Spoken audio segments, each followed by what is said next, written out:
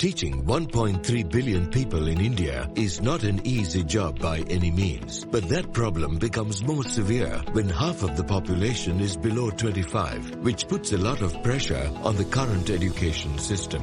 By definition, education means teaching, learning and training in school to improve knowledge and develop skills. But if you are a student in India, you would be more familiar with this scenario. Teacher lectures monotonously in the class while students fall asleep, and during exams just spew out mugged stuff and manage to get good grades. This type of education has no application in the real world and does not meet the requirement of the job market. The Indian education system is basically designed to produce followers, just like a Xerox machine. This is because the Indian education system is information-based rather than knowledge-based and needs drastic reforms in terms of application.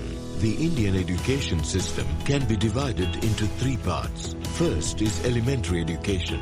This includes students from 1st till 8th standard, typically 6 to 14 years of age. India has an astonishing 97% enrollment rate, which means 97% of the students are nominally enrolled in any school across India. But this does not guarantee that this many students are actually attending school.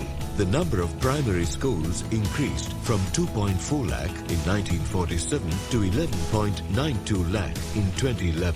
Some good incentives by the government, like right to education and midday meal, really helped in increasing enrollment rate. The secondary education system includes students from 9th till 12th standard, typically 14 to 19 years of age. The number of secondary students increased from 15 lakh in 1947 to 482 lakh according to the 2011 census. Number of secondary schools increased from 7,400 in 1947 to 2.3 lakh in 2011. Lastly, the higher education system, which includes colleges and universities. Currently, more than 3.5 crore students are seeking higher education and around 80 lakh graduate in India every year. Number of universities increased from 27 in 1947 to 650 in 2011, and colleges increased from 578 in 1947 to around 35,000 at present.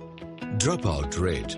About 77% of students enrolled in India go on to secondary education, which is 10th standard, while 55% complete their senior secondary education, that is 12th standard. Only 26% manage to complete their higher education. Sadly, only 1 out of 4 students complete higher education, which not only adversely affect the students' personal development, but also the country's economy and development. If compared with other countries, 92.5% students graduate in China and 75% in the USA.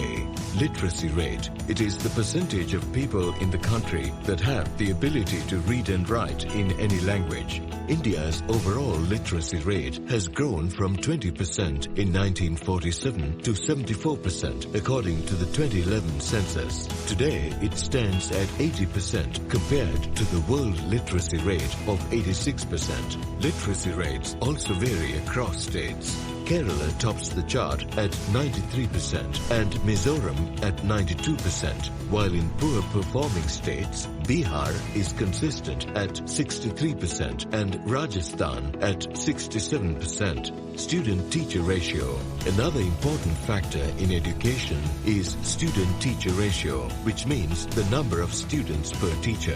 India has 30 to 1, whereas China has 18. In France and Sweden, it's around 10. In Bihar, student-teacher ratio in primary schools is worst at 57. Uttar Pradesh has 45 and West Bengal at 39, with the exception of Andhra Pradesh at 25 to 1. Quality of education.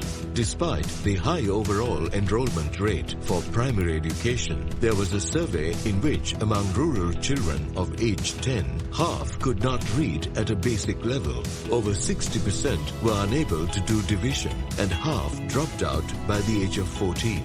This raises serious questions on the quality of education in India. Government funding. Education to GDP funding in India is only 3 to 4%, ranking 149 across all countries. Cuba tops the chart with 12.9% and Norway spends around 8%, which is around the world's average. Lack of infrastructure.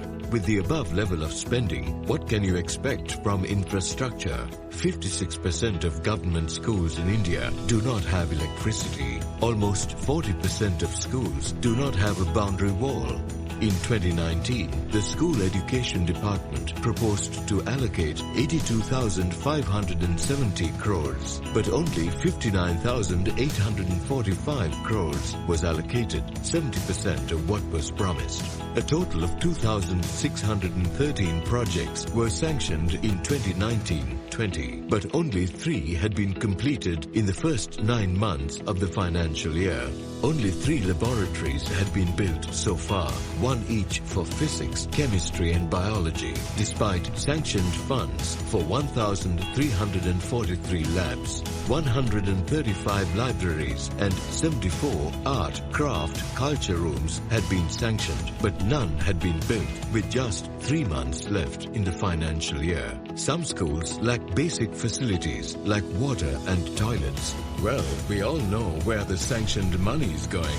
No focus on sports, personal development. Less than 57% of schools don't even have playgrounds. The Indian education system does not encourage and incentivize students to take up sports and extracurricular activities. India's total medal tally at the Olympics stands at 28 in 24 games so far, compared to countries like China and the USA, who have won more Olympic medals at the 2016 Olympics alone.